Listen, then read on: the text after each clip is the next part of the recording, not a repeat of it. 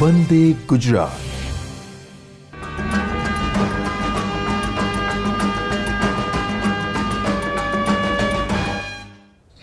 વિદ્યાર્થી મિત્રો, ગયા વખતે આપણે ખૂબ જ 3 અગત્યના એકમ કોષ અને તેના બંધારણ અંગેની માહિતી જોઈ હતી. એમાં એક NaCl, બીજો સીઝિયમ ક્લોરાઇડ અને ત્રીજો ઝિંક સલ્ફાઇડ. ઝિંક સલ્ફાઇડની બાબતની અંદર આપણે 2 બંધારણ જોયા હતા. એમાંનું એક ઝિંક બ્લેન્ડ અને બીજું હતું વુડઝાઇટ. એ બાબતમાં ખાસ ધ્યાન રાખી લો કે ઝિંક સલ્ફાઇડ સંયોજન એકનું એક જ છે, પણ તેના એકમ કોષ છે અથવા તેનું સ્ફટિકીકરણ છે એ 2 રીતે થાય છે. ઝિંક બ્લેન્ડ અને વુડઝાઇટ બંનેના બંધારણ અલગ અલગ છે. છેલ્લે આપણે ત્યાં સુધી જોયેલું હતું. ત્યારબાદ આજે આ ચેપ્ટરની અંદર આગળ વધીએ તો એના પછીના 2 ખૂબ જ અગત્યના બંધારણો છે. એમાંનું એક જે છે એ ફ્લોરાઇડ બંધારણ અને બીજું જે છે એ એન્ટી ફ્લોરાઇડ બંધારણ. ફ્લોરાઇડ બંધારણ અને એન્ટી ફ્લોરાઇડ બંધારણ એકબીજાના તદ્દન વિરુદ્ધ પ્રકારના બંધારણ ધરાવે છે.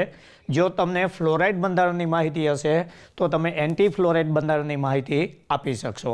હવે એન્ટી ફ્લોરાઇડ બંધારણ જઈશું તો એમાં કેવા પ્રકારનું આવશે? તો પહેલી વસ્તુ એ છે કે એ AB2 પ્રકારનો, એટલે કે 1 મોલ કેટાયન અને 2 મોલ એનાયન, જેને સ્ટોક્યોમેટ્રિકલી આપણે આવી રીતે લખી શકશું 1:2.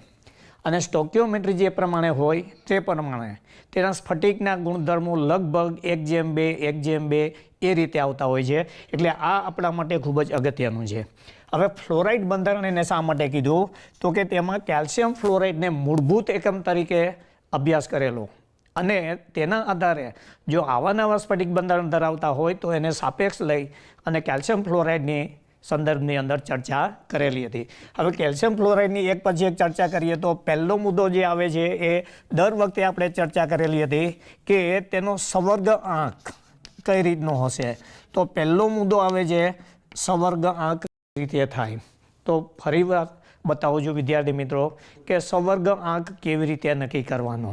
સામાન્ય રીતે ઋણ આયનો છે એ સ્ફટિક રચનામાં સ્ફટિક બંધારણ નક્કી કરતા હોય છે, કારણ કે તેમના કદ મોટા છે.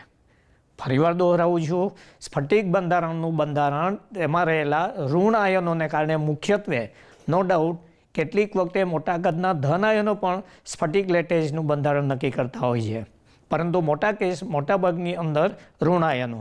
તો હવે અહીંયા જોઈશું તો આગળ આપણે જોયેલું હતું NaClમાં Cl આયનો મોટા કદના છે, પરિણામે તેઓ સ્ફટિક બંધારણ નક્કી કરે છે FCC, અને તેમની વચ્ચે જે જગ્યાઓ કે છિદ્રો છે તેમાં સોડિયમ આયનો ગોઠવાય છે. ત્યારબાદ આપણે જોયેલું હતું સીઝિયમ ક્લોરાઇડ.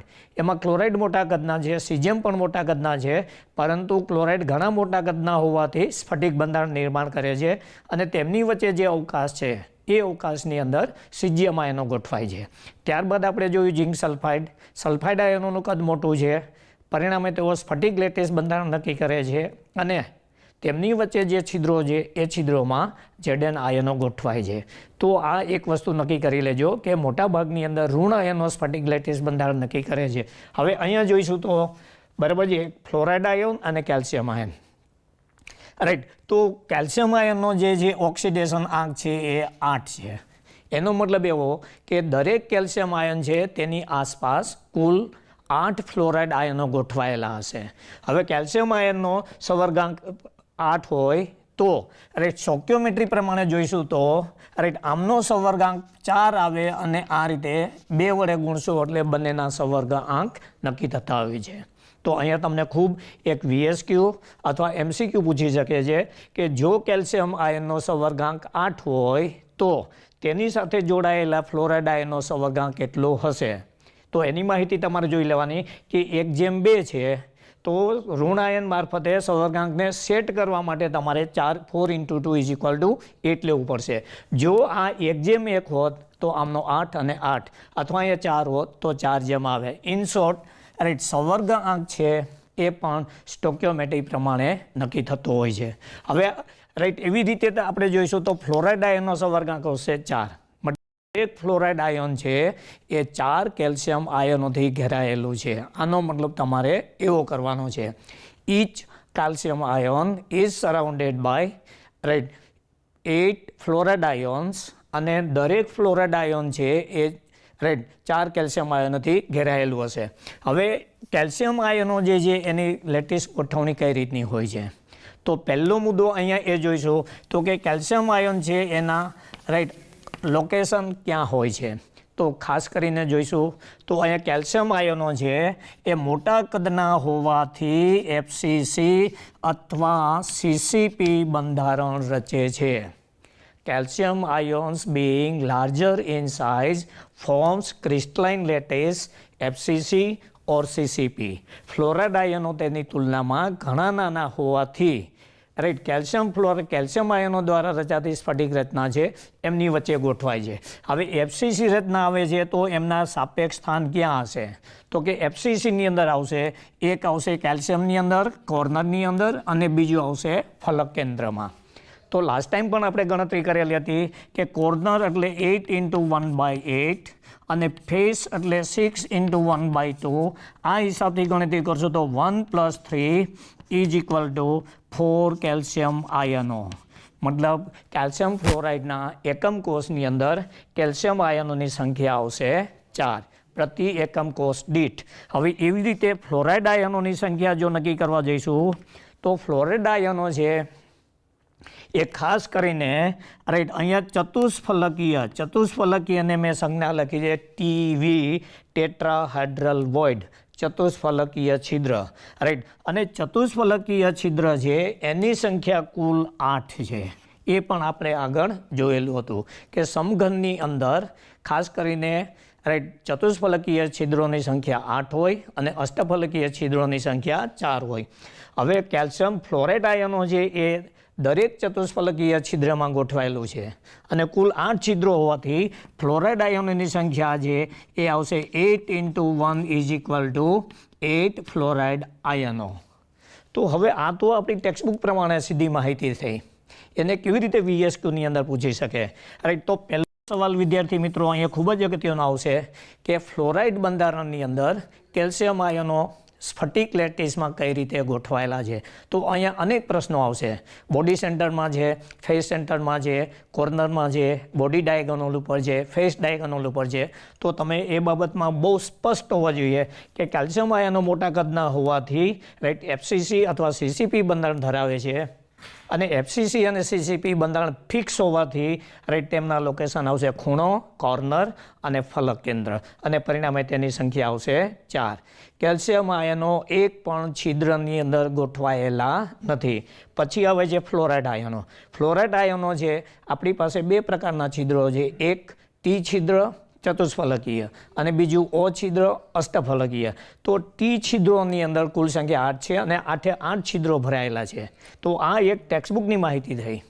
હવે આ બાબતને પરીક્ષક કે પેપર સેટર જે કેવી રીતે અલગ પૂછી શકશે, તો કે 8 કેન્દ્રોની અંદર છિદ્રોની અંદર ફ્લોરાઇડ આયનો ગોઠવાયેલા હોવાથી એમ કહી શકશું કે જેટલા ટી છિદ્રો છે એમાંના 100% ટી છિદ્રો છે એ ફ્લોરાઇડ આયનો દ્વારા રોકાયેલા છે. તો અહીંયા એક સારું વિધાન પણ બનશે, કેલ્શિયમ ફ્લોરાઇડના બંધારણ અંગે નીચેનામાંથી કયું વિધાન સાચું છે અથવા નીચેનામાંથી કયું વિધાન ખોટું છે અથવા તો તેની કઈ લાક્ષણિકતા સાચી છે. તો એવું કહેશે કે કેલ્શિયમ આયનો છે અષ્ટફલકીય છિદ્રમાં ગોઠવાયેલા છે. આ વિધાન ખોટું પડશે કારણ કે એ ફલક કેન્દ્ર મતલબ કોર્નર અને ફેસ સેન્ટરની અંદર ગોઠવાયેલા છે. પછી બીજું વિધાન પૂછે ફ્લોરાઇડ આયનો છે એ ટી છિદ્રોમાં ગોઠવાયેલા છે. આટલો ભાગ સાચો, પણ એનાથી આગળ એવું લખશે કે 50% ટી છિદ્રોમાં ગોઠવાયેલા છે. તો બીજો ભાગ છે ઇટ વિલ ગો રોંગ, મતલબ ખોટો પડશે. 100% ટી છિદ્રો ભરાયેલા છે. હવે 100% ટી છિદ્રો ભરાયેલા છે રાઈટ, તો એનો મતલબ એવો થશે કે O છિદ્રો જે છે અષ્ટફલકીય છિદ્રો છે એ કેટલા રોકાયેલા છે, તો કે એક પણ અષ્ટફલકીય છિદ્ર રોકાયેલું નથી. એટલે અહીંયા જે આવશે એ 0% આવશે. મતલબ બધા જ ફ્લોરાઇડ આયનો છે એ ટી છિદ્રોમાં ગોઠવાયેલું છે, બધા જ અષ્ટફલકીય છિદ્રો ખાલી છે, મતલબ એની ટકાવારી આવશે 0. એટલે એક બાબત અહીંયા ખૂબ સારી બનશે. હવે એ સાથે સાથે પાઠ્યપુસ્તકની અંદર પણ આની ખૂબ સારી માહિતી આપેલી છે. હવે જો આમાં જોઈશું તો રાઈટ પહેલો મુદ્દો એ આવશે કે કેલ્શિયમ આયનો છે એની સંખ્યા 8 છે બરાબર, સવર્ગાંક છે અને ફ્લોરિડ આયન છે એની સંખ્યા સવર્ગાંક છે 4. તો એક ધ્યાન રાખી લો કે જ્યારે તેમાં કણ ઉમેરવામાં આવે કે કણ દૂર કરવામાં આવે તો જે તે ઘટક આયન હોય તેનો સવર્ગાંક બદલાતો નથી. હજુ ફરી વાર બતાવું છું. સ્ફટિક લેટિસ જાડી રચનામાંથી જે તે ઘટક ધન આયન કે ઋણ આયન દૂર કરવામાં આવે ત્યારે તે સ્ફટિક જાડી રચનામાં રહેલા ધન આયન કે ઋણ આયનનો સવર્ગાંક બદલાતો નથી. તો હવે એવું કહે છે કે આમાંથી ફ્લોરાઇડ આયનો દૂર કરવામાં આવે તો ફ્લોરાઇડ આયનનો સવર્ગાંક બદલાશે. તો પહેલું વિધાન રાઈટ ખોટું જ આવશે કે ફ્લોરાઇડ આયનનો સવર્ગાંક બદલી શકશે નહીં. કેલ્શિયમનો સવર્ગાંક બદલાશે તો પણ નહીં. મતલબ ધન આયનની સંખ્યા ઘટાડવામાં આવે તો ઋણ આયનનો સવર્ગાંક બદલાતો નથી. ઋણ આયનની સંખ્યા બદલવામાં આવે તો પણ ધન આયનોનો સવર્ગાંક એ જે તે આયનની પોતાની આગવી લાક્ષણિકતા છે. તો માહિતી ખૂબ ઓછી છે છતાં અહીંયા ઘણા બધા પ્રશ્નો બની શકશે. એના પછીનું બીજું અગત્યનું બંધારણ છે એન્ટી ફ્લોરાઇડ બંધારણ. એન્ટી ફ્લોરાઇડ બંધારણની અંદર આપણી પાસે આ રીતનું આવશે. બિલકુલ આના કરતાં ઊંધું છે. A2B પ્રકારનું, મતલબ ધન આયનો છે એ 2 મોલ છે અને ઋણ આયન છે 1 છે. તો આ જે છે એને આપણે આવી રીતે પણ બતાવી શકશું સ્ટોક્યોમેટ્રિકલી 2:1. અચ્છા, 2:1 ની અંદર કયા કયા ઉદાહરણ આવી શકશે? તો એમાંથી સ્ટાન્ડર્ડ અથવા વારંવાર ચર્ચા કરેલું બંધારણ છે એ સોડિયમ ઓક્સાઇડ. દેખી લો અહીંયા કેલ્શિયમ ફ્લોરાઇડનું બંધારણ છે એને પ્રમાણિત લઈને અભ્યાસ કરવામાં આવેલો છે. હવે એને બદલે તમને આમ કહી દીધું કે કોઈ એક અજ્ઞાત AB2 પ્રકારનું બંધારણ કેલ્શિયમ ફ્લોરાઇડના બંધારણ જેવું છે તો તેના અંગે નીચેની માહિતી આપો.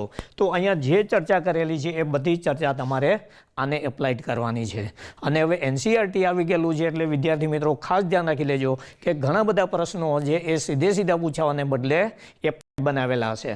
તો અહીંયા જે પ્રમાણિત આપણી પાસે ઉદાહરણ છે એ ડાયસોડિયમ મોનોક્સાઇડનું છે. તો એને પ્રમાણિત લીધેલું છે. હવે એની તુલનામાં સમજો કે તમને એમ કહી દીધું કે K2O પોટેશિયમ મોનોક્સાઇડ. તો પોટેશિયમ મોનોક્સાઇડને સીધું નહીં કહી શકશે પણ એમ કહેશે કે પોટેશિયમ મોનોક્સાઇડ છે એ એન્ટી ફ્લોરાઇડ બંધારણ ધરાવે છે. તો અહીંયા આપણે જે Na2Oની ચર્ચા કરશું same would be applicable to K2O. અચ્છા, અન્ય એના જેવા બીજા લઈશું તો Li2O મતલબ આલ્કલી ધાતુઓના ઓક્સાઇડ અને આલ્કલી ધાતુઓના સલ્ફાઇડ. દાખલા તરીકે ધારો કે Na2S. તો Na2Sનું બંધારણ અજ્ઞાત છે. તો જ્યારે પ્રાસનિકને પેપર સેટરને Na2Sનો પ્રશ્ન પૂછવો હશે તો સીધું નહીં પૂછે. એમ કહેશે કે Na2Sનું બંધારણ એન્ટી ફ્લોરાઇડ બંધારણ જેવું છે, મતલબ આના જેવું આવી ગયું. ઓકે, એવી રીતે તમે અહીંયા બીજું પણ લઈ શકશો K2S મતલબ આવા પ્રકારના સ્ફટિક છે એને એન્ટી ફ્લોરાઇડ બંધારણ કહેવાય.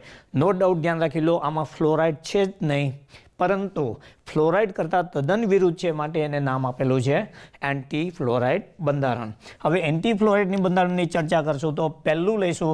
દાખલા તરીકે ધારો કે લીધો Na પોઝિટિવ છે એનો સવર્ગાંક કેટલો, O નેગેટિવ છે એનો સવર્ગાંક કેટલો.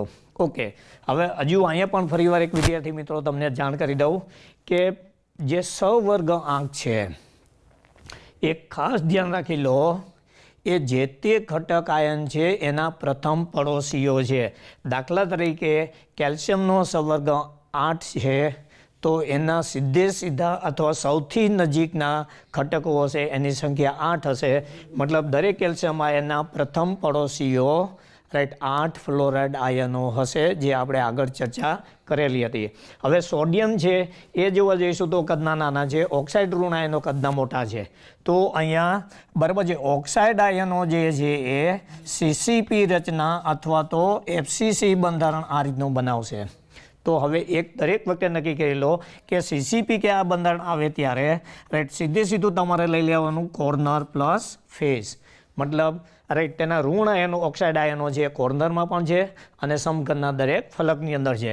તો અહીંયા આપણે જેમ ચર્ચા કરીએ એમ 8 × 1/8 plus 6 × 1/2 this is equal two 1/3 is equal two 4 oxide આયનો છે એ એકમ કોષની અંદર આવેલા હશે. હવે એની તુલનામાં સોડિયમ લેવા જઈશું. રાઈટ, તો સોડિયમ આયન જે છે તે ક્યાં આવેલા છે તો કે આનાથી વિરુદ્ધ. આમાં જે ઋણ આયનો 8 ટીવી છિદ્રોની અંદર આવેલા હતા તો અહીંયા ધન આયનો જે છે એ 8 ટેટ્રાહેડ્રલ વોઇડની અંદર આવેલા છે. અને તે કોઈની જોડે શેરિંગ પામેલા હોતા નથી. આથી તેની સંખ્યા જે આવશે એ 8n એ પોઝિટિવ આવશે. મતલબ ધન આયન અને ઋણ આયનની ભેગા કરીએ તો રાઈટ એન્ટી ફ્લોરાઇડના એકમ કોષની અંદર રાઈટ કુલ 8 Na પોઝિટિવ આયનો છે અને પ્લસ 4 ઓક્સાઇડ આયનો છે.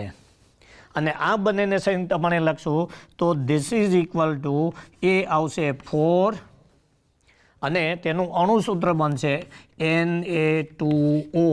પરિણામે એન્ટી ફ્લોરાઇડના એકમ કોષમાં 4 મોલ અથવા 4 Na2Oના અણુઓ હશે. હવે આ થઈ ટેક્સ્ટબુકની માહિતી થઈ. પ્રાસનિક છે અને હજુ આમાં ડિટેલમાં જશે કે સોડિયમ આયનોની સંખ્યા કેટલી. તો અહીંયા બેકરાઇટની અંદર 2 છે અને આગળ 4 લખેલા છે. તો 8 સોડિયમ આયન્સ આવશે જે આપણે સંખ્યા ગણી અને 4 ઓક્સાઇડ આયનો આવશે. આ એક કોર્નર પ્રશ્ન. બીજો કોર્નર એવો પ્રશ્ન પૂછશે કે કુલ કણો કેટલા છે.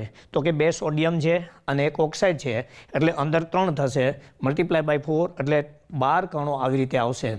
વિદ્યાર્થી મિત્રો દરેક વખતે એ તમારે ધ્યાનમાં રાખવાનું છે કે તેના એકમ કોષ કેટલા હશે, અંદર ઘટક કણો કેટલા છે. ધારો કે એને બદલે આવી રીતે હોત તો રાઈટ 1 સોડિયમ 1 ઓક્સાઇડ મિલાવીને 2 થાય અને પરિણામે કુલ કણની સંખ્યા આવશે 8. એટલે આવા જ્યારે અંતિમ માહિતી આવતી હોય ત્યારે તમે ખાસ ધ્યાન રાખી લેજો કે અંતિમ માહિતી ઉપરથી માહિતી પૂછતા હોય છે. ઓકે, હવે એના એકમ કોષનું દળ કેટલું થશે તો બ્રેકેટની અંદર Na2O આપેલું છે. એકમ કોષનું દળ Na2Oના દળ કરતાં આ રીતે 4 ગણું થશે. એ ખાસ ધ્યાન રાખી લેજો. ઓકે, એ ચર્ચા કર્યા પછી હવે એવો મુદ્દો આવે છે ધારો કે સ્ફટિક જાળી રચનામાંથી સોડિયમને દૂર કરવામાં આવે તો ઓક્સાઇડનો સંવર્ગાંક બદલાતો નથી. ઓક્સાઇડ આયનોને દૂર કરવામાં આવે તો સોડિયમનો સંવર્ગાંક બદલાતો નથી. એ ચેક કર્યા પછી હવે ફરી પછી એ નજર કરીએ તો 8 ટી છિદ્રો ભરાયેલા છે. એનો મતલબ એવો થશે કે રોકાયેલા અથવા ભરાયેલા ટી છિદ્રોની સંખ્યા 100%, મતલબ બધા જ ટી છિદ્રો છે એ રાઈટ સોડિયમ આયનો દ્વારા ભરાયેલા છે. 25% ભરાયેલા છે, 50% ભરાયેલા છે, રાઈટ 100% ભરાયેલા છે, 60% ભરાયેલા છે. આવા અનેક ઓપ્શન્સ તમને આવશે. ઓકે, હવે એની તુલનાની અંદર દાખલા કે અષ્ટફલકીય છિદ્રો જોવા જઈશું તો અષ્ટફલકીય છિદ્ર એક પણ ભરાયેલું નથી. મતલબ તેની જે ટકાવારી આવશે એ 0% આવશે. મતલબ none of the octahedral void is occupied by the cation. જ્યારે ઋણ આયનો છે, ઓક્સાઇડ આયનો છે, એ માત્ર લેટિસ બંધારણ નક્કી કરે છે, છિદ્રોમાં ગોઠવાયેલા હોતા નથી. તો આપણે 2 બંધારણોની ખૂબ જ અગત્યની ચર્ચા કરી. એમાં એક ફ્લોરાઇડ બંધારણ જેમાં 1:2 એનું સ્ટાન્ડર્ડ બંધારણ છે કેલ્શિયમ ફ્લોરાઇડ. એ સિવાયના અન્ય ફ્લોરાઇડ બંધારણ પણ તમને આપી શકે, પણ એ આપશે ત્યારે એવું કહેશે કે ફ્લોરાઇડ બંધારણ જેવું છે અને તેના આધારે આ રીતે માહિતી આપશે. તો એક ફરીવાર માહિતી ચેક કરી લો. કેલ્શિયમ આયનો મોટા કદના હોવાથી મેં પહેલાં પણ કીધેલું કે દરેક વખતે ઋણ આયનો જ લેટિસ બંધારણ બનાવશે એવું જરૂરી નથી. અહીં કેલ્શિયમ મોટા કદના છે માટે લેટિસ બંધારણ બનાવશે. ઓકે, FCC બનાવે છે અને FCC આવે એટલે કોર્નર પ્લસ ફેસ આ ગણતરી આવશે અને 4 કેલ્શિયમ આયનો આવશે. પછી ફ્લોરાઇડ આયનો નાના કદના હોવાથી, છિદ્રો નાના હોવાથી પોતાની મૂળ જગ્યાએ 8 ટી છિદ્રોની અંદર ગોઠવાય છે માટે તેની સંખ્યા આવશે 8. એટલે એને કહીશું 100% હાજર છે. અષ્ટફલકીય છિદ્રોની સંખ્યા 0 છે. પછી એના એકમ કોષનું સૂત્ર બનાવવા જશો તો એ આમ આવશે CaF2 અને આગળ 4. આગળ જેમ ચર્ચા કરી તેમ 4 મોલ કેલ્શિયમ આયન અને 8 મોલ ફ્લોરાઇડ આયન્સ. કુલ કણો અંદર 3 છે એટલે તેની સંખ્યા આવશે 12. મતલબ માહિતી નાની છે પણ દરેક માહિતીનો આ રીતે ઉપયોગ કરી અને તમને ઘણા બધા VSQ પૂછે. કુલ કેટલા કણો રહેલા છે, એકમ કોષનું દળ કેટલું થશે, CaF2 જે છે CaF2નું આણ્વીય દળ હશે એના કરતાં 4 ગણું આવશે તે તેના એકમ કોષનું દળ હશે. તો અહીંયા આપણે 2 અગત્યના બંધારણો જોયા, ફ્લોરાઇડ અને એન્ટી ફ્લોરાઇડ. એ બંધારણ ચેક કર્યા પછી એના પછીનું ફરી પાછી આવી 2 બંધારણોની જોડી છે. એ આવે છે ખાસ કરીને સ્પાઇનલ બંધારણ અને એન્ટી સ્પાઇનલ બંધારણ અથવા તો અથવા રિવર્સ સ્પાઇનલ બંધારણ. હવે સ્પાઇનલ બંધારણને એ બધું શું છે એ ચર્ચા કરીએ. તો પહેલું આવે છે સ્પાઇનલ બંધારણ, રાઈટ. એનો ઇંગ્લિશ શબ્દ છે સ્પાઇનલ, મતલબ સ્પાઇન ટાઈપનું બંધારણ છે. આ બંધારણ શું છે તો કે અહીંયા પણ ફરી પાછું આપણી પાસે બે રીતનું આવશે, સ્પાઇનલ એન્ડ એન્ટી સ્પાઇનલ અથવા સ્પાઇનલ અને રિવર્સ સ્પાઇનલ. સ્પાઇનલ બંધારણ જેમ આપણે ચેક કર્યું એમ સૌ પ્રથમ તો એક તો આ રીતનું આપવામાં આવેલું હતું MgAl2O4. આ બંધારણને મુખ્યત્વે જેમ ZNS ને આપણે ઝિંક બ્લેન્ડ કીધું, ZNSનું બીજું સ્વરૂપ છે વુડઝાઇટ કીધું, તો એવી રીતે આ સંયોજનનું નામ એને આપ્યું સ્પાઇન ટાઈપનું અથવા સ્પાઇનલ ટાઈપનું. ઓકે, હવે આને રાસાયણિક રીતે કેવી રીતે લખી શકાય? વિદ્યાર્થી મિત્રો, ઘણી વખતે તમને આને આ જ સ્વરૂપમાં જોતા હોય. હકીકતની અંદર આ જે બંધારણ છે એ બે ઓક્સાઇડનું મિક્સર છે, MgO અને Al2O3. આ એની સાચી સ્ટોકિયોમેટ્રી છે. બે ઓક્સાઇડનું મિશ્રણ ભેગું કરો એટલે એનું અણુસૂત્ર આવું બનશે. હવે અહીંયા તમે જોશો તો મેગ્નેશિયમ છે એ ડાય પોઝિટિવ છે અને એલ્યુમિનિયમ છે એ ટ્રાય પોઝિટિવ છે. રાઈટ, તો અહીંયા બંને આયનોની ગોઠવણી કંઈક અંશે જુદી જુદી હશે. તો પહેલો મુદ્દો એ લખશો કે સ્પાઇનલ બંધારણની અંદર રહેલા ધન આયનો અને ઋણ આયનોની રાઈટ પ્રકૃતિ જણાવો. તો એમાંના જે પોઝિટિવ આયન છે એમાં એક જે છે M2 પોઝિટિવ ડાય પોઝિટિવ આવશે અને બીજું જે છે એ M3 પોઝિટિવ આવશે, ટ્રાય પોઝિટિવ આવશે. અને તેમના બંનેના વીજભારને સરખા કરવા માટે જે આવશે એ ઓક્સાઇડ આયનો આવશે. પછી એમનો સ્ટોકિયોમેટ્રિક ગુણોત્તર જોવા જઈશું તો ફરી પાછું તમે અહીં કહી શકશો કે એનું જે પ્રમાણ છે એ AB2O મતલબ 1:2:4 આવી રીતનું હશે. દરેક વખતે અભ્યાસ તો તમારે એક સરખો જ કરવાનો છે, બરાબર. 1 મોલ ડાયપોઝિટિવ કેટાયન, 2 મોલ ટ્રાયપોઝિટિવ કેટાયન અને 4 મોલ ડાયઓક્સાઇડ નેગેટિવ. આ એમનું થયું સ્ટોકિયોમેટ્રિક બંધારણ. હવે એ ચેક કર્યા પછી એવી ચર્ચા કરશું કે આ ધન આયનો અને ઋણ આયનો, અહીંયા એટલું બતાવી દઉં કે ધન આયનો જે છે એ નાના કદના છે અને ઓક્સાઇડ આયનો છે એ મોટા કદના છે. તો દરેક વખતે તમને એવો પ્રશ્ન તો થશે જ કે આવું કેમ? તો કે જે મોટા કદના છે એ હંમેશા સ્ફટિક બંધારણ બનાવશે. તો અહીંયા એવું બોલું છું કે મોટા કદના ઋણ આયનો છે એ FCC બનાવે છે.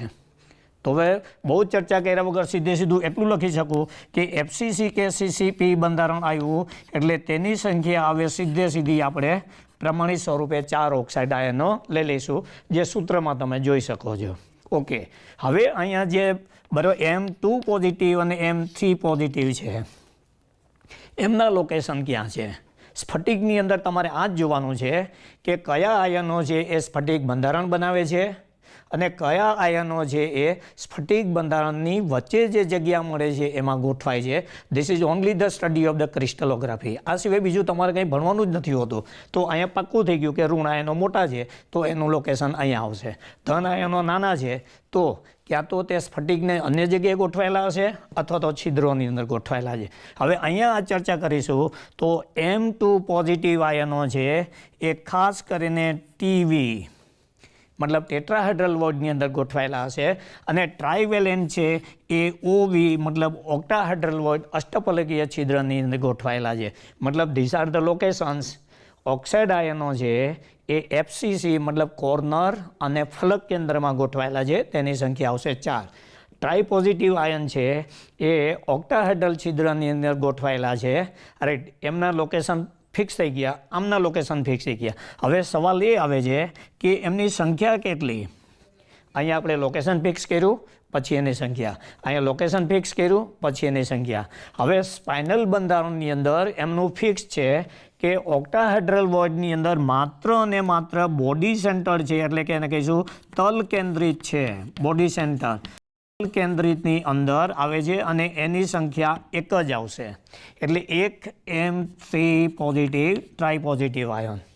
અચ્છા, ટી છિદ્રોની અંદર ગોઠવાયેલા છે તો ટી છિદ્રોની અંદર પણ એની સંખ્યા 1 જ આવશે, M2 પોઝિટિવ. હવે અહીંયા ખૂબ ગૂંચવણ ઊભી થાય છે. ખૂબ જ પેચીદા પ્રશ્નો તમારી સામે આવશે વિદ્યાર્થી મિત્રો. ખાસ ધ્યાન રાખી લો કે જ્યારે છિદ્રોમાં ગોઠવાય ત્યારે પ્લાસ્ટિકને એક ખૂબ સારો ક્વેશ્ચન બનાવવા માટેનો કોર્નર મળી રહ્યા છે. સામાન્ય રીતે ઋણ આયનોની માહિતી કોમન થતી હોય.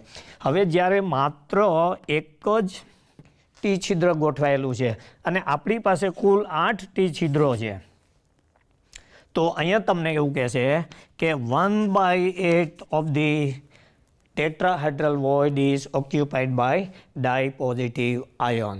એટલે જે છિદ્રો છે એના એક અષ્ટમાંશ ભાગની અંદર એમ ડાયપોઝિટિવ આયનો ગોઠવાયેલા છે. હવે જ્યારે એક અષ્ટમાંશ ભાગ આવે, અંશ આવે, તો હવે એને ટકામાં ફેરવશું, રાઈટ. તો ખાસ કરીને બરાબર છે, એ આવશે 12.5%. મતલબ જેમ આગળ આપણે ચર્ચા કરી લઈએ 100% ખાલી છે, 50%, 40%, તો અહીંયા જે આવશે એ 12.5 આવશે. મતલબ આ પ્રશ્ન ખૂબ સારો છે.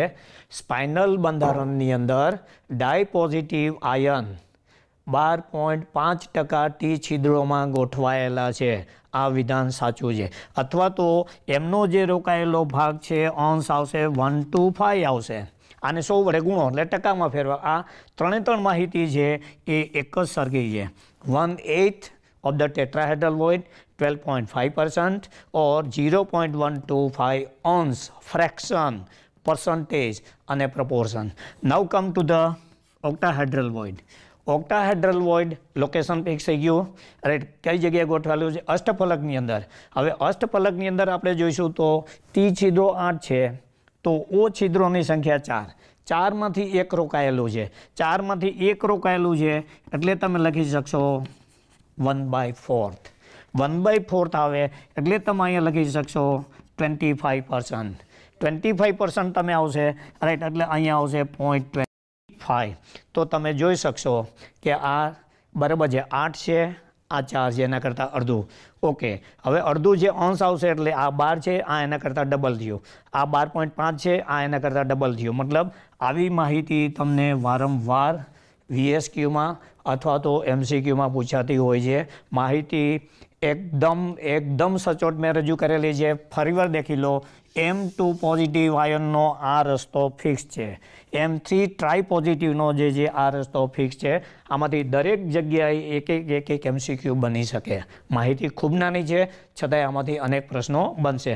જ્યારે ઓક્સાઇડ છે એમાં કોઈ ગડબડ નથી, કોઈ છિદ્રોમાં રોકાયેલા નથી. મતલબ અહીંયા એવું પૂછશે ડાયપોઝિટિવ આયનો છે એ 50% ટી છિદ્રોમાં રહેલા છે, 3 પોઝિટિવ આયનો છે એ 60% ઓ છિદ્રોમાં રહેલા છે. મતલબ અનેક તમને આ રીતે ગૂંચવણ ઊભી કરી શકશે.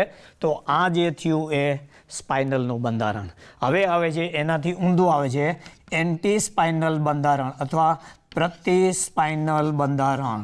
તો પ્રતિસ્પાઇનલ બંધારણની અંદર ખાસ કરીને વાત કરીએ તો આગળ જેમ આપણે 2 જોડ નક્કી કરી કે ફ્લોરાઇડ અને એન્ટી ફ્લોરાઇડ, તો અહીંયા પણ એ જ આવે છે સ્પાઇનલ અને એન્ટી સ્પાઇનલ અથવા પ્રતિસ્પાઇનલ.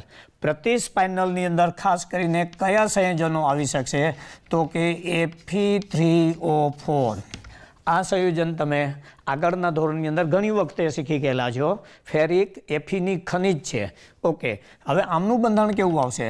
તો કે ફરીવાર જોવા જઈશું તો જો એને સારી રીતે લખશું તો વન્સ અગેઇન એ 2 ઓક્સાઇડનું મિશ્રણ છે.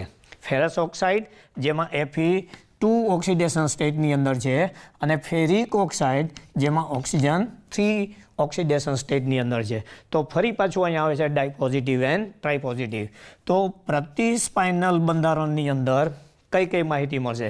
તો કે પહેલું જે છે એક જે છે M2 પોઝિટિવ ધાતુ છે, બીજી જે છે M3 પોઝિટિવ ધાતુ છે અને ચોથું ઘટક છે જે એ ઓક્સાઇડ આયનો છે. તો there is much similarity between the composition of spinal and antispinal. તમે જોશો ડાયપોઝિટિવ સરખું આવશે. તો in which sense they will differ? કઈ બાબતથી એકબીજાથી જુદા પડશે, રાઈટ. તો હવે એક પછી એક ચેક કરીએ. તો અહીંયા ઓક્સાઇડ આયનો છે એ FCC અથવા CCP રચના જ બનાવે છે અને therefore આ બાબતની અંદર એકબીજાથી જુદા પડશે નહીં. અચ્છા, તો અહીંયા ફટાફટ આપણે ફરી પાછું આ લખી નાખશું કે 4 ઓક્સાઇડ આયનો ફિક્સ છે. મોટા કદના ઓક્સાઇડ આયનો છે એ આ રીતે લેટિસ બંધારણનું નિર્માણ કરશે. હવે M2 પોઝિટિવ અને M3 પોઝિટિવ છે, રાઈટ. તો અહીંયા તમે જોશો તો આમની સંખ્યા 2 છે, આ જે છે એમની સંખ્યા 1 છે. ઓકે, તો હવે 2 પોઝિટિવ જે છે M2 પોઝિટિવ આયનો છે એ આપણે જે ચર્ચા કરી એ રીતે આવશે ટી છિદ્રોની અંદર. ટી છિદ્રોની અંદર આવી જશે તો સીધું આપણે કહી શકશું કે આ જ રૂટ ઉપર જઈશું.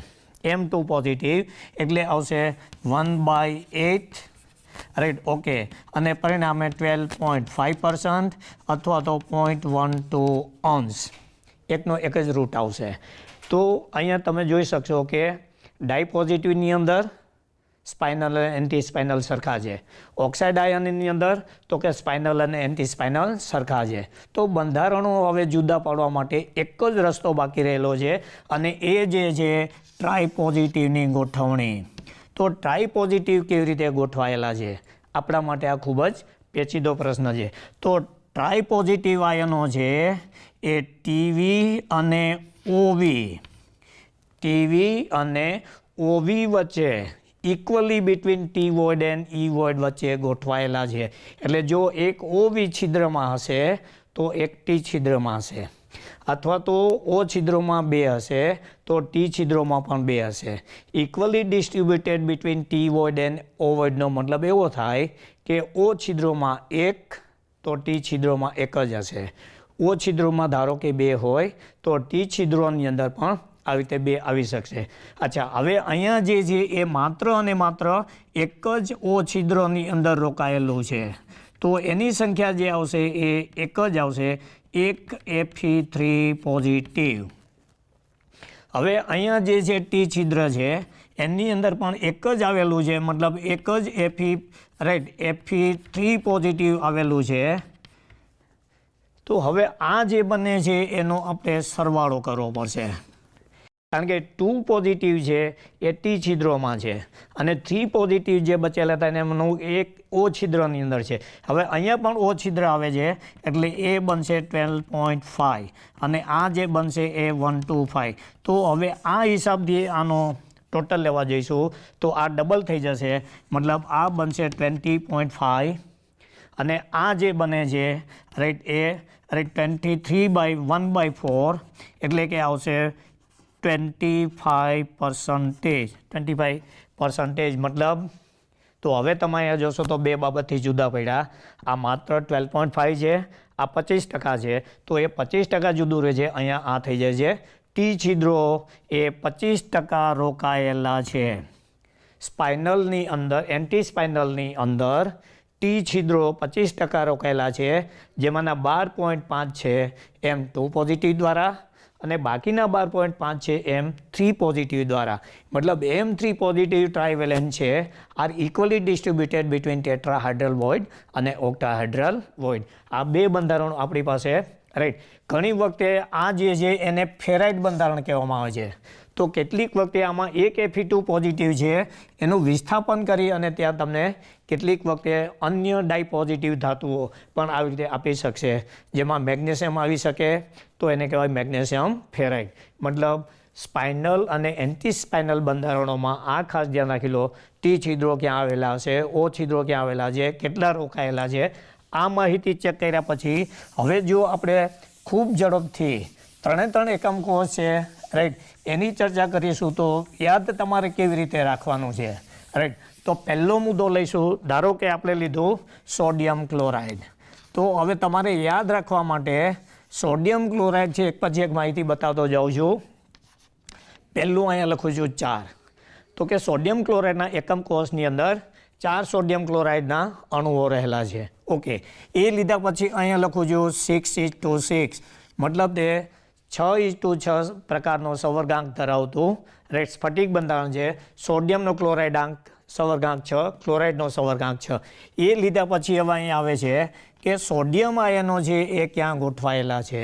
તો કે સોડિયમ આયનો છે એ બધા જ ઓ છિદ્રોની અંદર છે અને ઓ છિદ્રો 2 પ્રકારના છે, એક એજ સેન્ટર ઉપર અને બીજું બોડી સેન્ટર ઉપર.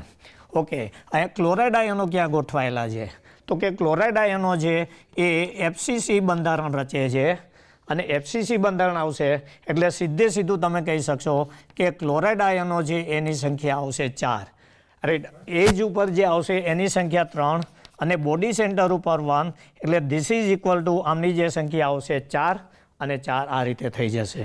ઓકે મતલબ અહીંયા ઓક્ટાહાઇડ્રલ છિદ્રો છે એ બધા જ રોકાયેલા છે, ટી છિદ્રો ખાલી છે. મતલબ OV ઇઝ ઇક્વલ ટુ લખી શકશું 100% અને TV ઇઝ ઇક્વલ ટુ 0%. મતલબ none of the T void is occupied by the cation.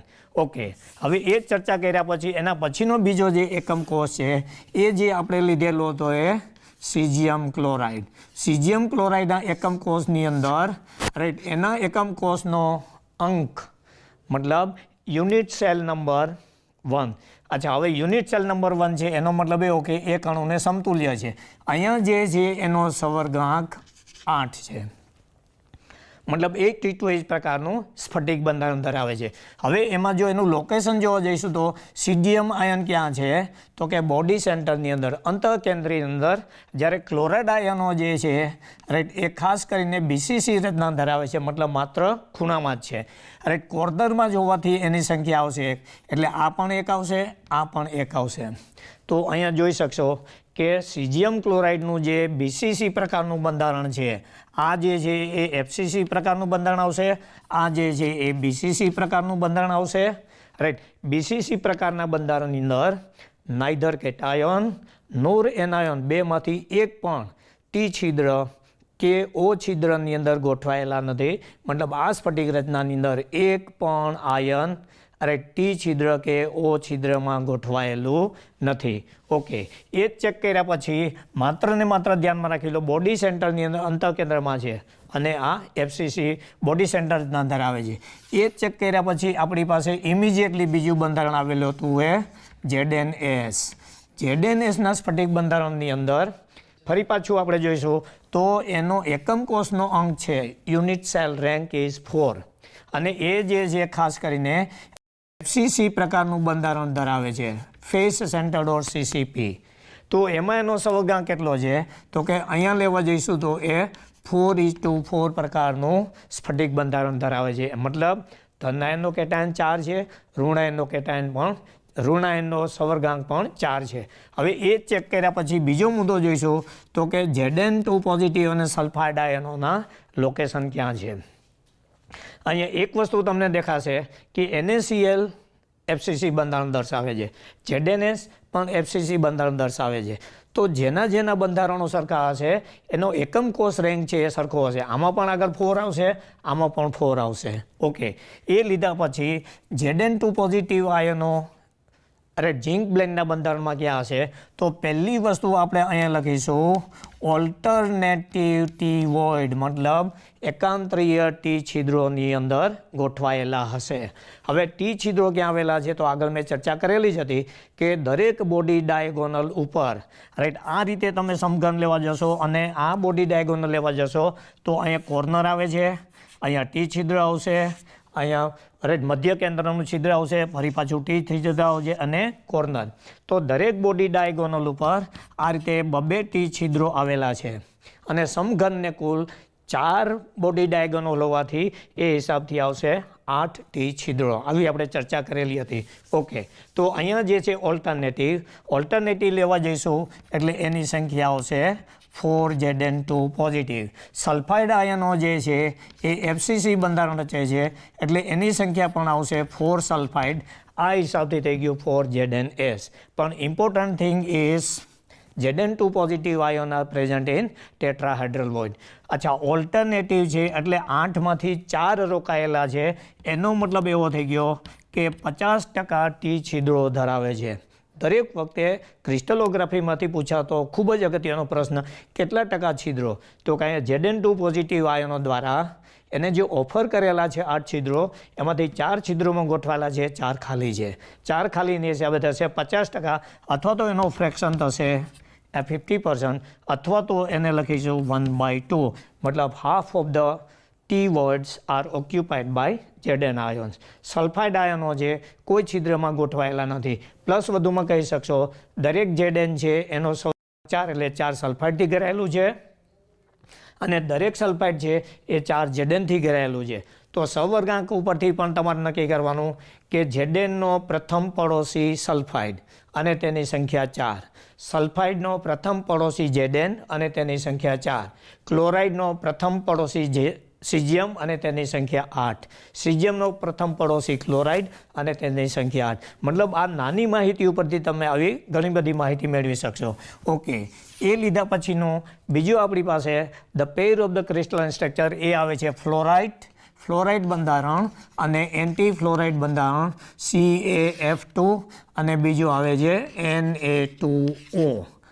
અરે ખાસ કરીને તમે આ 5 બંધારણનો અભ્યાસ કરશો તો ક્રિસ્ટલોગ્રાફીની અંદર કોઈ પ્રશ્ન રહેતો નથી.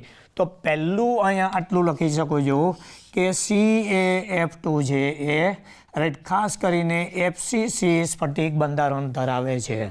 તો ફરી પાછું FCCની અંદર આપણે ત્રીજી સ્ફટિક રચના મળે છે. FCC આવશે એટલે આપણે અહીંયા લખી શકશું રાઈટ યુનિટ સેલ રેન્ક, એટલે એનો એકમ કોષ છે એનો એકમ કયો આવશે તો કે 4. ઓકે, હવે એ નક્કી કર્યા પછી જ્યારે આપણી પાસે FCC બંધારણ જ આવે છે તો સીધું કહી શકશું કે અહીંયા આવશે કેલ્શિયમ આયનો છે એ FCC બંધારણ બતાવે છે અને ફ્લોરાઇડ આયનો છે એ છિદ્રોની અંદર ગોઠવાયેલા છે.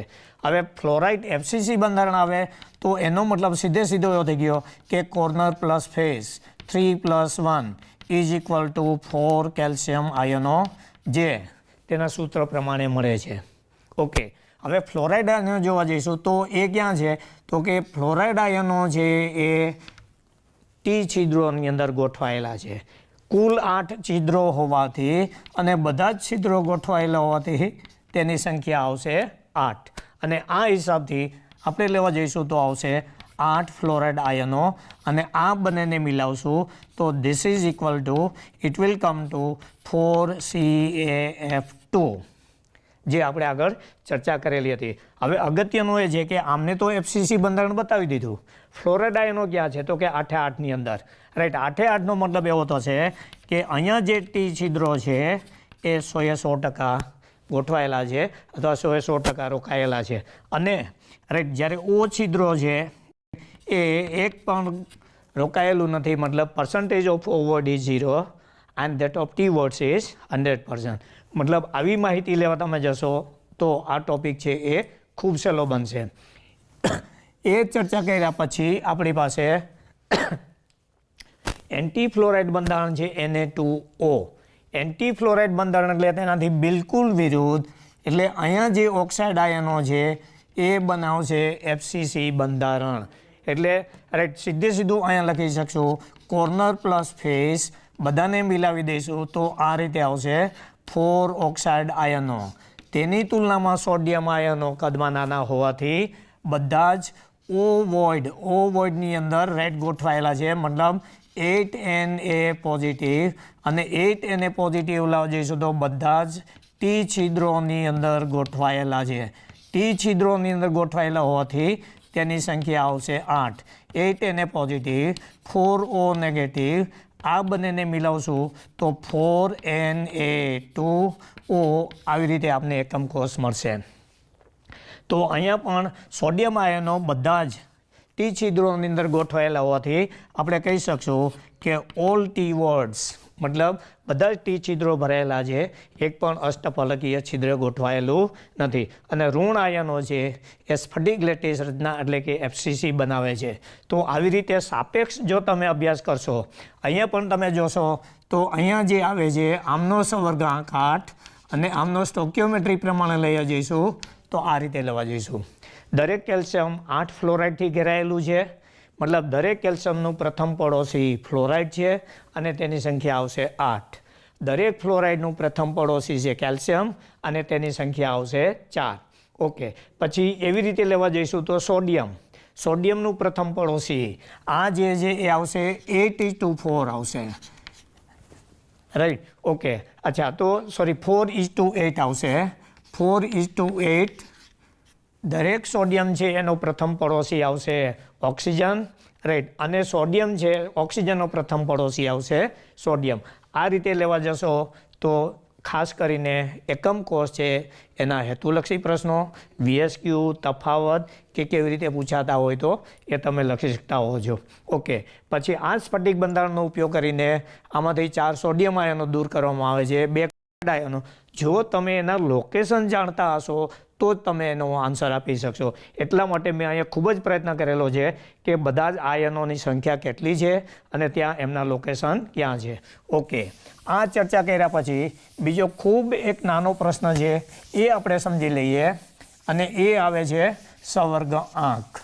રાઈટ, આગળ પણ આપણે ચર્ચા કરેલી હતી કે સવર્ગાંક ખરેખર છે શું. સવર્ગ એટલે સાથે રહેલું. સવર્ગનો મતલબ થાય સાથે રહેલું અથવા કોઓર્ડિનેટેડ. તો સવર્ગાંક હકીકતમાં છે શું? કોઈ પણ ધન આયન કે ઋણ આયનનો સવર્ગાંક મુખ્યત્વે બે બાબતો ઉપર આધાર રાખે છે. એમાંનું જે છે એક જે છે તેનું કદ મતલબ રિલેટિવ વોલ્યુમ અને બીજો મુદ્દો જે છે એ તેના ઉપર રહેલો વીજભાર મતલબ size of the cation or anion and the electrical charge on the cation and anion એના ઉપર આધારિત છે. અને આ આધારે તેનો સવર્ગાંક નક્કી થતો હોય છે. વિદ્યાર્થી મિત્રો, આના પછીના ચેપ્ટરની અંદર સવર્ગ સંયોજનોની અંદર સવર્ગ જ આવશે એટલે તમને એ વખતે આ ખૂબ જ કામ લાગશે. ઓકે, હવે સવર્ગાંક છે તો અહીંયા પહેલું લખી દીધું કે કદ ઉપર આધારિત છે. વીજભાર બીજો મુદ્દો. હવે કદ જ્યારે આવે છે ત્યારે રાઈટ આપણી પાસે ખૂબ બે માહિતી અગત્યની છે. તો કે કદ છે એ તાપમાન T અને દબાણ P દ્વારા બદલાય છે. આનો મતલબ એવો કે T અને P જો બદલવામાં આવે તો ધન આયન કે ઋણ આયનના આ રીતે કદ બદલાતા હોય છે અને કદ બદલાણા માટે તેના સવર્ગાંક બદલાઈ શકે. આ ખૂબ જ સારો પ્રશ્ન છે કે સવર્ગાંક કેવી રીતે બદલાશે.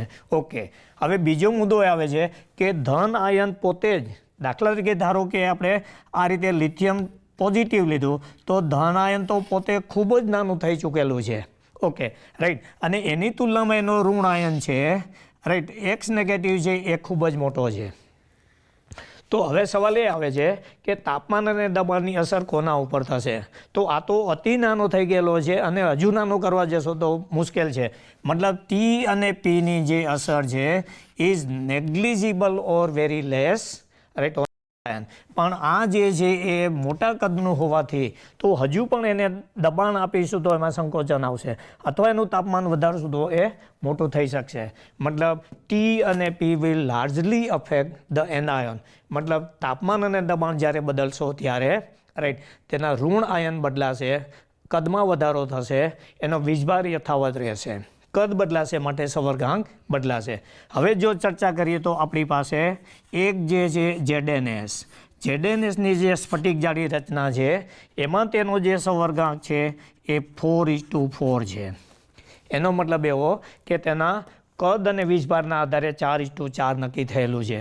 હવે જો આ ZnS છે એ ZnSનું દબાણ વધારવામાં આવે, increasing pressure of the crystal. હવે જ્યારે દબાણ વધારવામાં આવે ત્યારે ઘણી બધી બુક્સ એવું લખી નાખ્યું છે કે આવું ઘટે છે, આવું વધે છે, પણ કોઈએ સ્પષ્ટ સમજૂતી નથી આપી. હવે એવું સમજાવું છું કે જ્યારે દબાણ વધારવામાં આવે ત્યારે ઋણ આયન છે એનું જે કદ છે એ થોડુંક સંકોચાય છે. સંકોચાય છે પરિણામે એકમ કોષમાં અથવા એકમ કદમાં રાઈટ વધારે આયનો સમાવી શકતા હોવાથી રાઈટ તેનો સવર્ગાંક વધે છે અને પરિણામે રાઈટ ZnS અથવા તો જે 4:4 સવર્ગ સંયોજન છે એ ખાસ કરીને 6:6 સવર્ગાંક ધરાવતા સ્ફટિકમાં પરિણમે છે અને તેનું જે આપણી પાસે ઉત્તમ ઉદાહરણ છે એ NaClનું છે. ઇન શોર્ટ, જ્યારે ઝિંક સલ્ફાઇડનું ઝિંક બ્લેન્ડના સ્ફટિક બંધારણનું દબાણ વધારવામાં આવે રાઈટ ત્યારે તે NaClના બંધારણની અંદર NaClમાં નહીં NaClના જેવા બંધારણમાં ફેરવાય છે. મતલબ 6:6. હેન્સ વી કેન સે કે દબાણ વધારવામાં આવે ત્યારે રાઈટ તેનો સવર્ગાંક વધે છે. એનાથી ઊંધું થશે રાઈટ કે જ્યારે તાપમાન વધારવામાં આવે કોઈ પણ સ્ફટિકોષનું તાપમાન વધારવામાં આવે ત્યારે લાર્જલી ઋણ આયન ઉપર વધારે અસર થશે. એટલે ઋણ આયન જે નાનો હતો એ ખૂબ મોટો થશે. તો હવે એકમ કોષનું જે આપણે ફિક્સ કદ નક્કી કરેલું છે એમાં સંખ્યા ઘટશે તો હવે એમ કહી શકશું કે તેનો સંવર્ગ આંક ઘટે છે. આ થઈ એ ખૂબ સરસ સમજૂતી થઈ કે દબાણ વધારવામાં આવે તો જે તે સ્ફટિક બંધારણ રચના છે અરે તેના સંવર્ગ આંકની અંદર વધારો થાય છે અને તાપમાન વધારવામાં આવે તો તેનો સંવર્ગ આંક ઘટે છે. એટલે કે ZnS રાઈટ સ્ફટિક બંધારણ એને દબાણ વધારવામાં આવે તો 6:6માં ફેરવાય છે, NaClમાં ફેરવાય, NaClમાં નહીં, NaCl જેવામાં ફેરવાય છે, મતલબ FCCમાં ફેરવાય છે. ફૂલ્લી ઓક્યુપાઈડ અહીંયા હાફ ઓક્યુપાઈડ છે. હવે ધારો કે ઝીંક સલ્ફાઇડ છે રાઈટ એનું બંધારણ બદલવામાં આવે અને અથવા તો એનું દબાણ વધારવામાં આવે, ઇન્ક્રીઝિંગ ધ પ્રેશર, તો એ શામાં ફેરવાશે? તો કે હજુ આપણી પાસે વ્યવસ્થા છે રાઈટ. તો ઝીંક સલ્ફાઇડ છે એ ખાસ કરીને ત્રીજું બંધારણ આપણી પાસે જે છે ઇટ ઇઝ સીઝિયમ ક્લોરાઇડ. તો સીઝિયમ ક્લોરાઇડ છે એ આપણી પાસે ફરી પાછું H2O8 મતલબ NaClના સ્ફટિક બંધારણને દરેક દબાણ વધારવામાં આવે તો તેનું બંધારણ છે એ H2O8 સંવર્ગાંક ધરાવતા બંધારણમાં ફેરવાય છે, મતલબ સીઝિયમ ક્લોરાઇડમાં. એનાથી ઊંધું લેવા જઈશું કે ધારો કે એનું તાપમાન વધારવામાં આવશે રાઈટ, તો કદ વધતા ઋણાયનનું કદ વધતા સંખ્યા ઘટશે એકમ કદમાં અને પરિણામે તેનો સંવર્ગાંક ઘટે છે. તો આ ઉપરથી આપણે એક ખૂબ સારો પ્રશ્ન લઈ શકશું કે જો સ્ફટિકનું બંધારણ વધારવામાં આવે તો સંવર્ગાંકને ધારો કે આપણે CN વડે લઈએ તો સમપ્રમાણમાં નહીં, પરંતુ એટલું તો કહી શકાય કે જો તેનું દબાણ વધારવામાં આવે તો તેના સંવર્ગાંકની અંદર વધારો થાય છે અને જો તેનું તાપમાન વધારવામાં આવે તો તેના સંવર્ગાંકની અંદર ઘટાડો થાય છે. મતલબ અહીંયા પણ તમે જોશો તો રાઈટ ખાસ કરીને સંવર્ગાંક ઉપર તાપમાન અને દબાણની અસર કઈ રીતની થાય છે એ મેં બહુ સ્પષ્ટ રીતે સમજાવેલું છે. હવે જો આનું તાપમાન કે દબાણ વધારવા જશો તો રાઈટ સીઝિયમ ક્લોરાઇડ છે એનો એકમ કોષ કમ્પ્લીટલી તૂટી જશે. અહીંયા એની લિમિટ આવે છે, મતલબ તાપમાન દબાણ છે એ આ રીતે 4:4, 6:6, 8:8ની અંદર રાઈટ એની નજીક જવાનો પ્રયત્ન કરશે અને પરિણામે રાઈટ સંવર્ગાંક છે કદ અને વીજભાર તેના આધારે દરેક વખતે તાપમાન અને દબાણ વધારવામાં આવે તો વીજભાર તો 2 પોઝિટિવ છે 2 પોઝિટિવ જ રહેશે, 1 નેગેટિવ છે તો 1 નેગેટિવ જ રહેશે, પરંતુ તેના કદમાં ફેરફાર થતો હોવાથી આ રીતે તેના સંવર્ગાંક બદલાય છે.